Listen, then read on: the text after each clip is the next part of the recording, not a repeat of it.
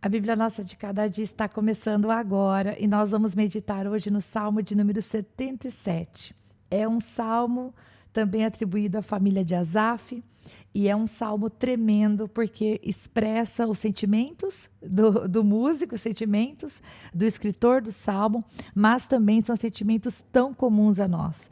Nesse salmo nós vamos ver uma pessoa de maneira muito aberta, muito sincera, dizer a Deus: Pai, será que o Senhor esqueceu? Senhor, eu não estou vendo o teu agir, eu não estou vendo os teus milagres.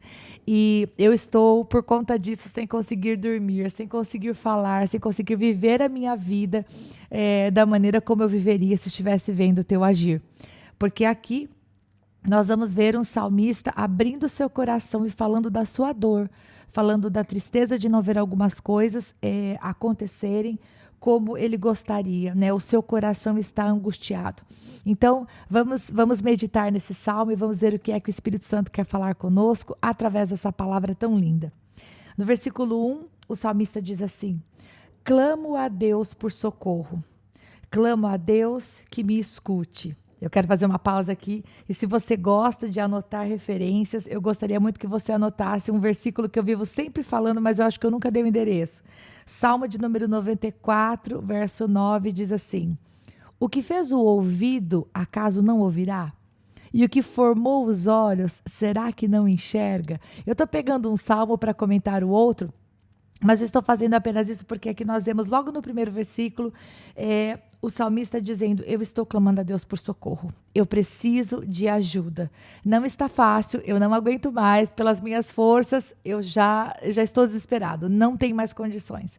Então ele fala: eu vou clamar a Deus que me escute. E talvez eu e você, nós possamos de vez em quando pensar: mas será que Deus escuta mesmo tudo aquilo que nós oramos, aquilo que nós falamos? Será que o Senhor dá atenção? Será que o Senhor dá ouvidos? E aí, então, esse versículo lá do Salmo de número 94 que eu li para você, vem para testificar que o Senhor não despreza a nossa oração. Ele criou os nossos ouvidos e Ele é aquele que com certeza nos escuta, Ele nos ouve, Ele considera a nossa oração e o nosso clamor. Então, o clamor do salmista fazia sentido e estava sendo ouvido por Deus. Assim como o meu e o seu também é, quando nós clamamos ao Senhor por socorro. Verso número 2. Quando estou angustiado, busco o Senhor. De noite, estendo as mãos sem cessar. A minha alma está inconsolável. Lembro-me de ti, ó Deus, e suspiro.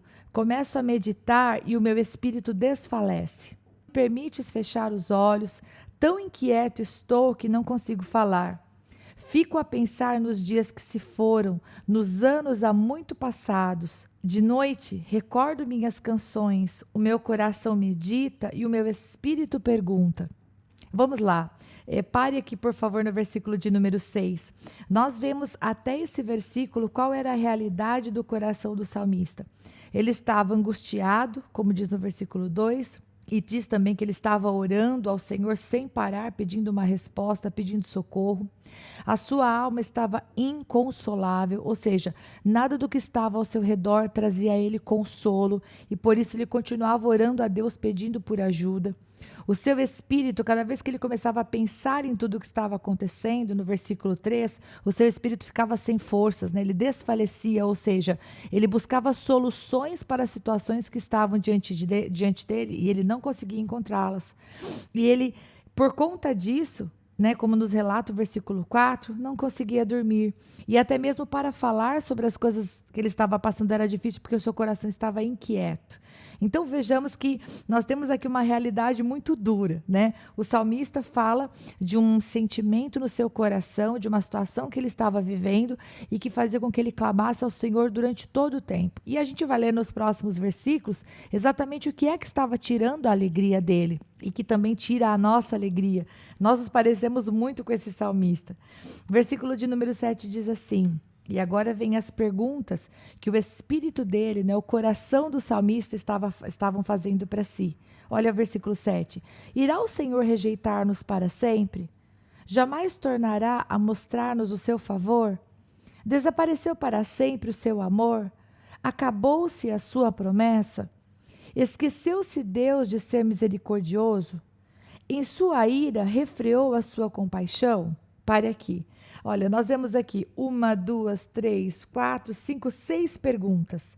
6 perguntas são feitas aqui pelo salmista, e nessas 6 perguntas, o que nós podemos sentir é que o salmista estava pensando: será que Deus parou de amar? Será que ele não vai responder à oração? Será que ele não tem mais misericórdia?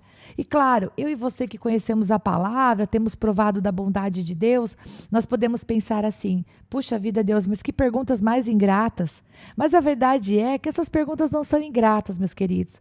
Quando nós passamos por lutas, e muitas vezes o Senhor, que é maravilhoso e conhece o tempo certo para resolver todas as coisas, quando o Senhor ele demora um pouco do nosso ponto de vista, né, gente? Deus nunca chega atrasado, mas do nosso ponto de vista, parece que o Senhor está demorando para responder, Ele está demorando para resolver a situação.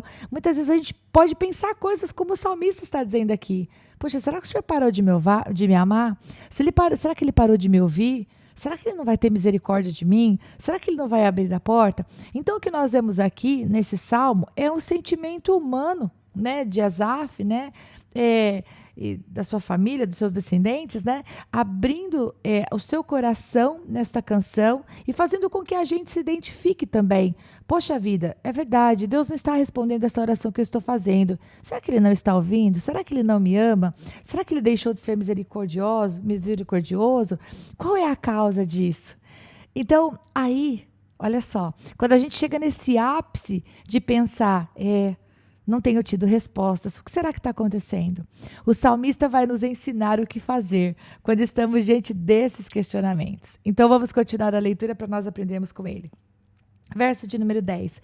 Então pensei, a razão da minha dor é que a mão direita do Altíssimo não age mais. Então ele estava entristecido porque o Senhor não estava respondendo ou fazendo absolutamente nada visível aos olhos dele, obviamente, porque nós sabemos que o Senhor trabalha em nosso favor, mesmo quando a gente não está vendo, né?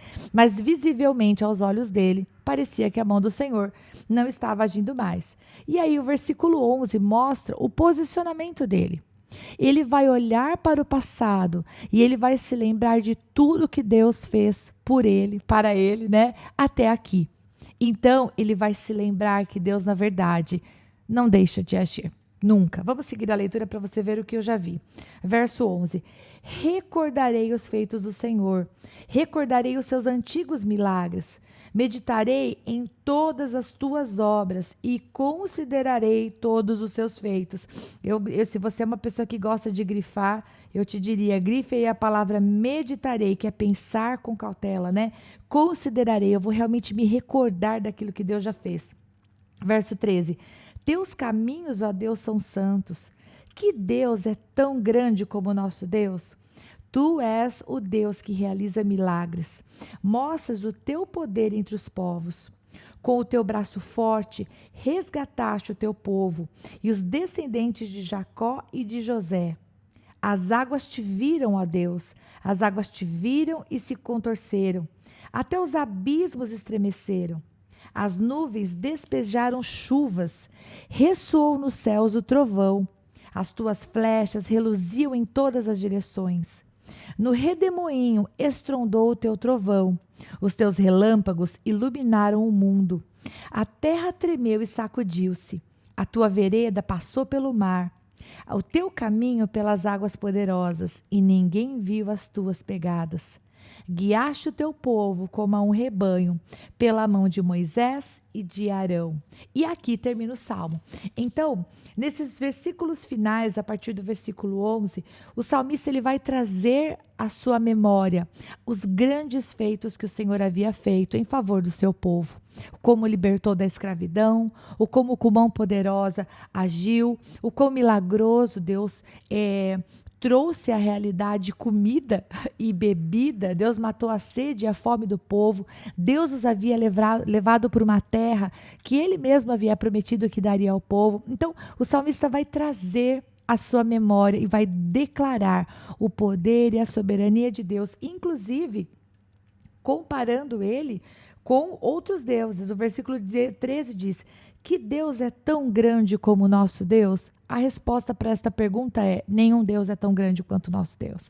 Então, eu penso que aquilo que se aplica às nossas vidas nesse salmo é o seguinte: às vezes passamos por situações em que estamos como salmista, angustiado, desfalecidos, cansados, com medo, ansiosos, e estamos assim como o salmista clamando continuamente, porque se você prestar atenção no versículo 2, fala que ele estende as mãos ao Senhor sem cessar.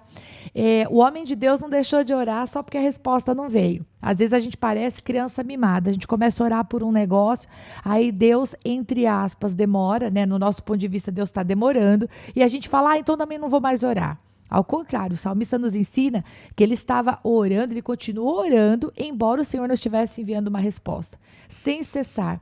E ele estava fazendo isso não porque ele estava confortável. Ele estava orando porque o seu coração estava angustiado, ele estava desfalecido, ele não estava conseguindo dormir bem por conta de tudo aquilo que estava no seu coração. Então, acho que essa é uma das lições que o Salmo nos ensina, que não deixemos de orar apesar de não estarmos vendo uma resposta de Deus. Uma outra coisa que esse Salmo fala ao meu coração é que, mesmo que a nossa mente traga questionamentos como o salmista trouxe aqui para nós do versículo 7 até o versículo 9, será que Deus não tem mais compaixão? Será que Deus não tem misericórdia? Será que Deus não vai responder? Será que Deus não está vendo? Ainda que a nossa mente comece a questionar, tipo, poxa, eu acho que Deus me abandonou. A resposta para essa sua consideração é, não, Deus não te abandonou. Você é precioso para o Senhor. Escute com atenção. Você é tão precioso que Deus deu o que Ele tinha de mais valioso por você, que foi Jesus Cristo. Você é amado. E esse amor que Deus tem por você é um amor verdadeiro. É um amor sem interesse. É um amor genuíno. É um amor como você e eu nós nunca conhecemos e nunca vamos poder experimentar aqui nessa terra. Se você é uma pessoa amada pela sua família, pelos seus filhos, pelo seu esposo ou esposa, você conhece um tipo de amor. Mas o amor de Deus é maior do que esse amor que você conhece. Então, de maneira nenhuma, deixa a tua mente dizer para você, Deus não me ama, o Senhor se esqueceu de mim, Ele não me está respondendo. E aí, para finalizar, eu queria dizer, Deus quer ter comunhão com você. Traga à sua mente as coisas que o Senhor já fez até aqui por você. Ele te deu a vida, Ele tem te sustentado, Ele te atraiu para perto dEle. Pense quantas vezes o Senhor já falou com você através da palavra dEle e tem te fortalecido, porque se não fosse o Senhor, onde você estaria? Onde eu estaria se não fosse o amor de Deus?